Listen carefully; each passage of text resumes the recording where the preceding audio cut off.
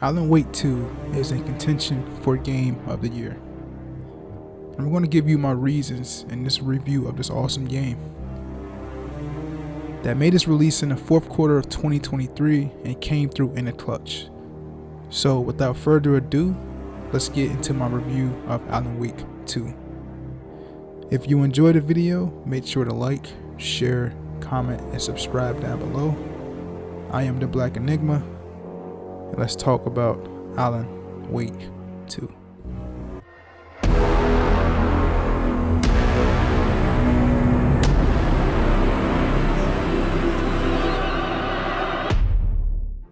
Alan Wake 2 is a survival horror game developed by Remedy Entertainment and published by Epic Games Publishing.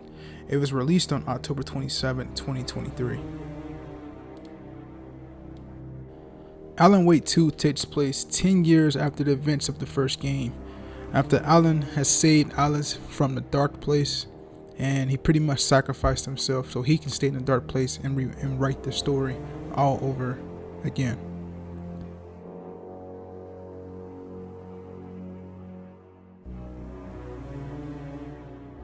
Alan Wake 2 has a pretty cool intro, and if you played the first game, it starts with the character Nightingale. If you know who Nightingale is from the first game, he's the cop that was going after Alan Wake in like the last 2 episodes of the game. And he was eventually taken away by the darkness in episode 5, I believe, at the police station. The intro starts off just like a horror movie. You wake up naked alone in a forest in that dark. Something isn't right. You play as Detective Saga Anderson, who is investigating the events of the intro, which involved a ritualistic murder in the forest of Cauldron Lake by some unknown assailants on one Nightingale. Alan Wake, on the other hand, he's still stuck in a dark place where we saw him at the end of the first game, as he tries to figure out how to escape and get back home. So you see the game from 2 different perspectives. You play it from Detective Saga Anderson's perspective in the real world, and you play it from Alan Wake's perspective in the dark place, trying to get back to the real world and back home.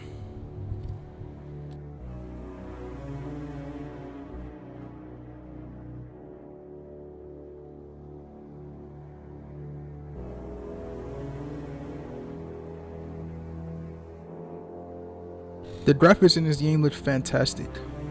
They use the Northlight engine, which is Remedy's own technology, and is used in similar games in their universe, Quantum Break and Control. From the looks of the characters in this game, the colors, the way they use the colors, and how the colors pop off the characters, especially the contrast and how they illuminate in certain scenes. You have certain scenes that's darkness and just light illuminate away from the character, and shot fantastically. So the graphic portion of this game is very, very outstanding in my opinion. And funny enough, I didn't play Control, I played Quantum Break, but this game didn't give me a feel for neither one of these games. It gave me a similar feel to how The Last of Us Part 2 looked. Graphically, when you play it in-game, I get the same feeling playing Alan Wake 2 as I did for Last of Us Part 2.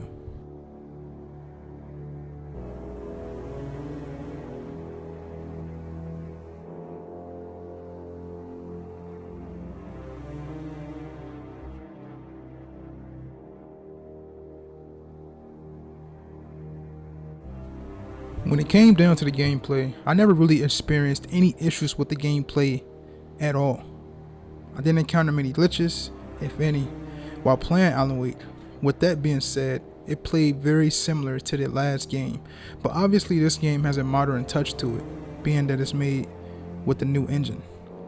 It's more horror oriented as well, and I may say that this game used the shadows and the darkness far better than the first one ever did. I guess you can hint that to the engine they used as well. But I loved how they used the shadows and how they used the darkness in this game. You can tell both games were made in the times they were. Alan Wake, the first game, was made from like 2008 to 2010, and you can tell just by playing the game how it looks and how it plays. This game, you can tell this was made in 2023. by the look of it, how it's played, and the darkness that it made inside the game. I've seen some things to where they compared Alan Wake 2 to like recent Resident Evil titles in terms of like combat, which isn't necessarily a bad thing.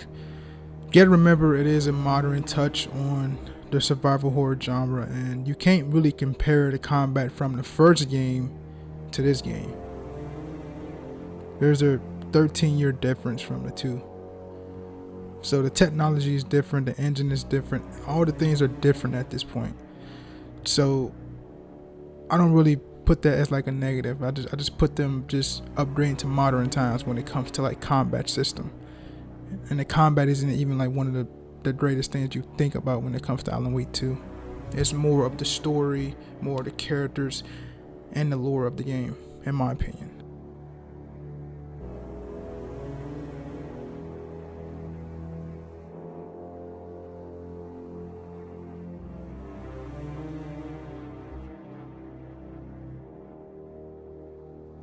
So getting into the length of this game is literally a 15 to 20 plus hour experience that, in my opinion, you should go through. You will spend the majority of your time playing through this game, getting all the side activities done. So as Saga Anderson, you have the ability to go into the mind place, which allows her to solve cases further than to what the knowledge or information you were given while in the real world. But you also have to be mindful when in the mind place, because in the mind place, if you're around enemies, you can get attacked. So it's best to do it at like a safe zone or under a light to where no shadow enemies can get you.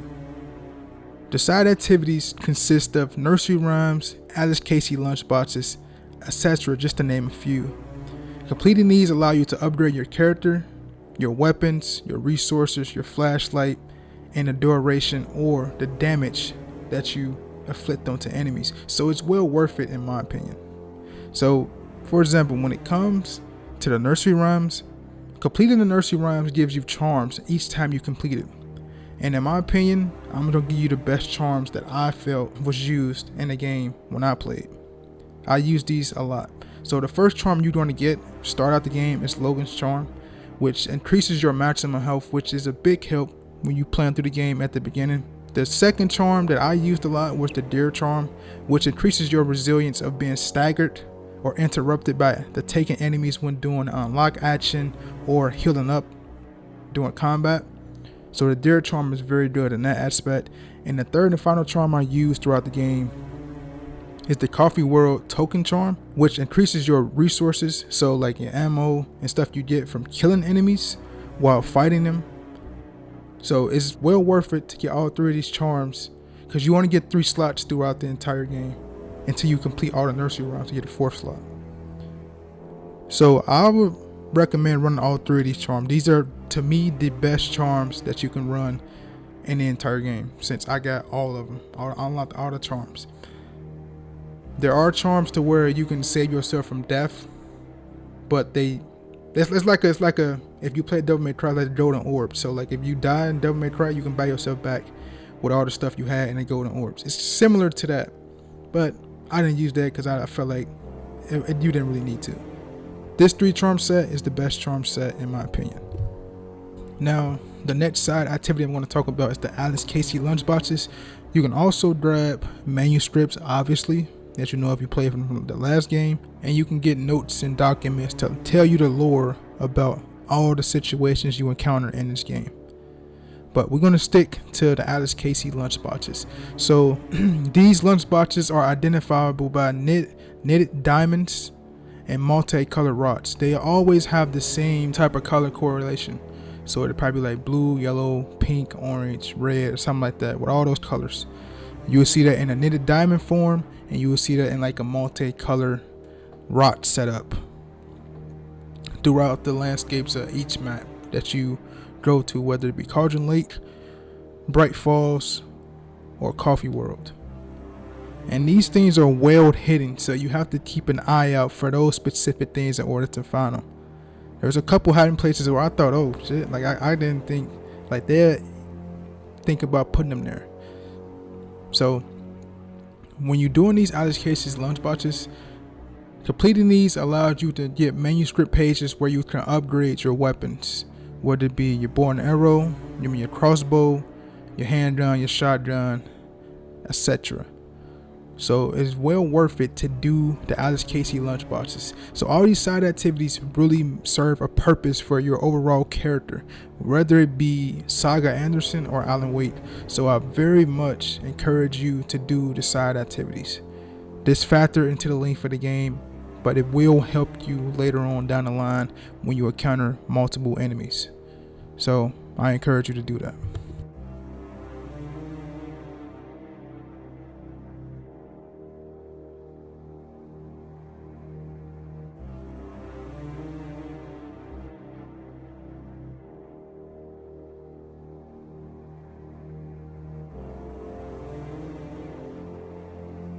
Last but not least, I want to talk about the characters.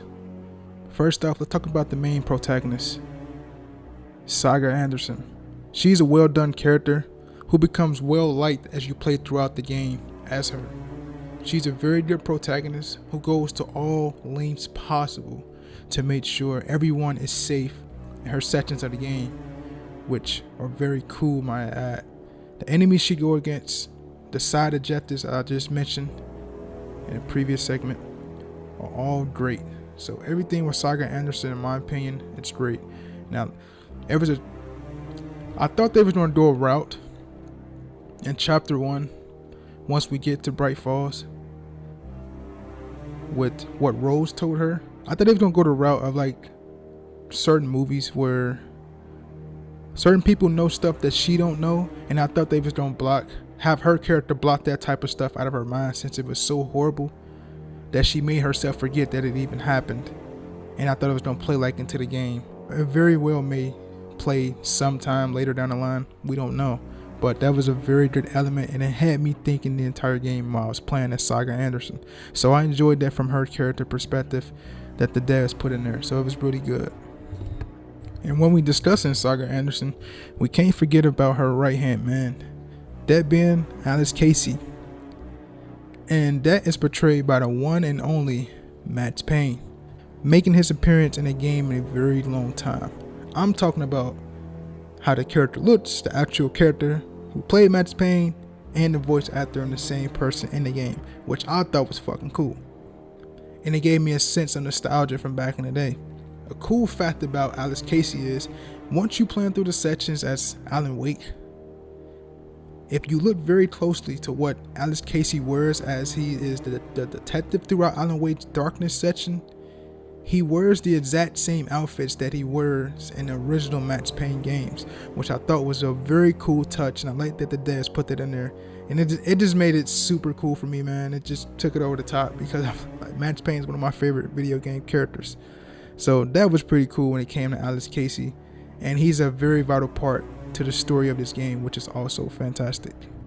Now we come upon the actual muse of Alan Wake, that being Alan Wake, the same guy we started as in the last game, who wants to give his story the best ending possible and save everyone he puts in harm. And that is a very important point, because from the last game, we know who he put in harm from the last game, everyone involved, including his own wife. And you play through this game and you see the repercussions of his actions of putting his wife through all that stuff in the first game, and how it affected her. And those were some cool sections that you have to play through, and the sections as Alan Wake. So you get that side part of it. And some of his sections are very awesome as well. I would say they're not as good as Saga Anderson's sections for only one reason, and that reason was the enemies that Alan Wake goes against, the taken enemies in a dark place. Now, there's a lot of cool things to experience in Alan Wake's section within a dark place, the hotel, the Parliament Tower where his apartment is, the theater. And I'm gonna say this before I continue. They had fun making this game. You can tell, because when you playing an Alan Wake in the studio sessions, there's an actual musical that these guys performed in the game. Now, if that don't tell you that they had fun making this game, I don't know what to tell you. That was an actual fantastic part that they added to this game, and it took it over the top for me. I enjoyed that section so much. Because, you know, most games these days take themselves super serious. Alan Wake 2 didn't take themselves super serious. They actually had fun creating this game. And I applaud them for that because I enjoyed it. So I just wanted to throw that tidbit in there. It's very cool that they did that musical scene. Very awesome, man. But back to my point. The enemies, the forms that are taken that Alan Wake faces are very, very aggressive. And they don't give you time to like search through the areas and grab like the words of wisdom that helps you upgrade Alan Wake. I can tell you how many times that I died in one area after clearing out most of the taken enemies. After clearing them out, they just respawn, which is kind of annoying. So because you don't have time to search through that area, and Alan Wake don't get that much ammo to start out in his sections anyway. You just start out with the revolver. You get the shotgun and the flare gun later on. But those enemies are so aggressive and there's so many of them that you don't have enough time to finish clues or get anything like that. So I thought that was a huge negative for me. But outside of that, Alan Wake's sections are awesome. It's just not the enemy portions. If that was one critique I would have, I would say they needed to tone down those enemies and the dark place. But other than that, Alan Wake's section is pretty cool. Now we're going to transition from Alan Wake to our next character. He is the doppelganger of Alan Wake. I'm talking about Scratch, and it was a very cool way. One scene in particular that I enjoyed, which was his transformation scenes toward the latter part of the game, which to me was a very cool way to introduce Scratch into the real world. And it was a very neat way that they differentiated his look from Alan Wake's look, even though they are the same person. Everything from Scratch's introduction, the way he transforms, his action he does after he transforms, and the clothes he wears is different from what Alan Wake wears. His hair is different from the way Alan Wake wears his hair. And as a boss, Scratch is tolerable. He's not one of those bosses that's going to be annoying and be hard to get past. And this is me playing through on the hardest difficulty, and I'm telling you that. So what that lets you know that this boss is not as hard as any other boss you would face in any other survival horror game. It's a very tolerable boss. All that on top of it, it makes Scratch an easy person to go against. So that's a positive in my book.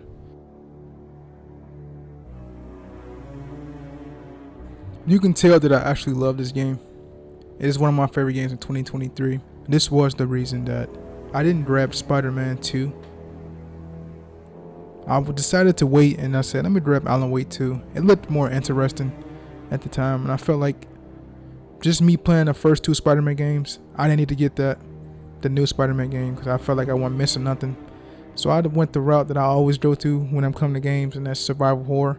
And this game is one of the true definitions of survival horror, and this game should be in contention for a game of the year.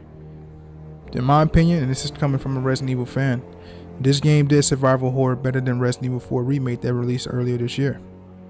When it comes to gameplay mechanics, it's better than Resident Evil 4 Remake that released earlier this year. Story, it's debatable. Both stories are good, so I wouldn't say one's better than the other there. But this is an actual game that the devs took a decade plus to bring to us, and it was a fantastic entry in the Alan Wake series. And there's potential for another Alan Wake game, so I'm interested to see what news comes out within future years, a couple months, never know. Whether DLC be released, whatever. I'm just looking forward to more Alan Wake content because I enjoyed this game.